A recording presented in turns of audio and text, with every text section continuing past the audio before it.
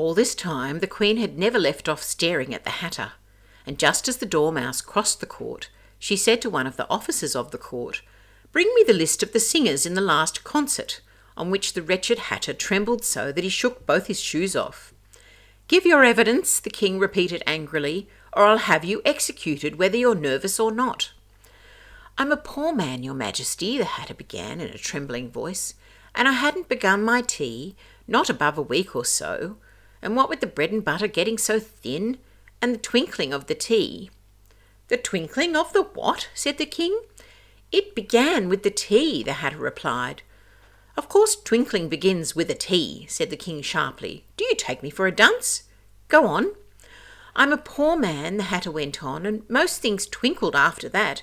Only the March Hare said—" "I didn't," the March Hare interrupted in a great hurry. "You did," said the Hatter. "I deny it," said the March Hare. "He denies it," said the King. "Leave out that part." "Well, at any rate, the Dormouse said," the Hatter went on, looking anxiously round to see if he would deny it too. But the Dormouse denied nothing, being fast asleep. "After that," continued the Hatter, "I cut some more bread and butter." "But what did the Dormouse say?" one of the jury asked.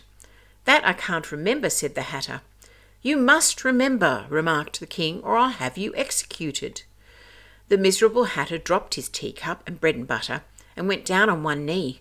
"I'm a poor man, your Majesty," he began. "You're a very poor speaker," said the King. Here one of the Guinea Pigs cheered, and was immediately suppressed by the officers of the court. As that is rather a hard word, I will just explain to you how it was done. They had a large canvas bag, which tied up at the mouth with strings. Into this they slipped the guinea pig head first, and then sat upon it. "I'm glad I've seen that done," thought Alice. "I've so often read in the newspapers at the end of trials there were some attempts at applause which was immediately suppressed by the officers of the court, and I never understood what it meant till now." "If that's all you know about it, you may stand down," continued the King. "I can't go no lower," said the Hatter. "I'm on the floor as it is." "Then you may sit down," the King replied. Here the other guinea pig cheered and was suppressed. "Come, that finished the guinea pigs," thought Alice. "Now we shall get on better." "I'd rather finish my tea," said the Hatter, with an anxious look at the Queen, who was reading the list of singers. "You may go," said the King, and the Hatter hurriedly left the court without even waiting to put his shoes on. "And just take his head off outside," the Queen added to one of the officers, but the Hatter was out of sight before the officer could get to the door. "Call the next witness," said the King. The next witness was the Duchess's cook.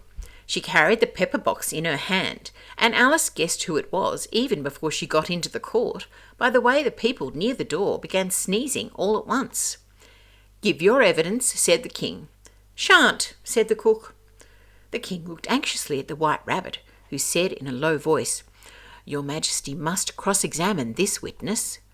"Well, if I must, I must," the King said with a melancholy air, and after folding his arms and frowning at the cook till his eyes were nearly out of sight, he said in a deep voice, "What are tarts made of?" "Pepper, mostly," said the cook. "Treacle," said a sleepy voice behind her. "Collar that dormouse," the Queen shrieked out. "Behead that dormouse! Turn that dormouse out of court! Suppress him! Pinch him!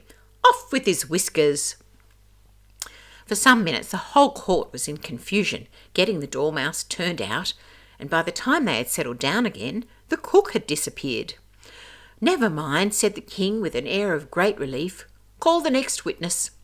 And he added in an undertone to the Queen, "Really, my dear, you must cross-examine the next witness. It quite makes your forehead ache."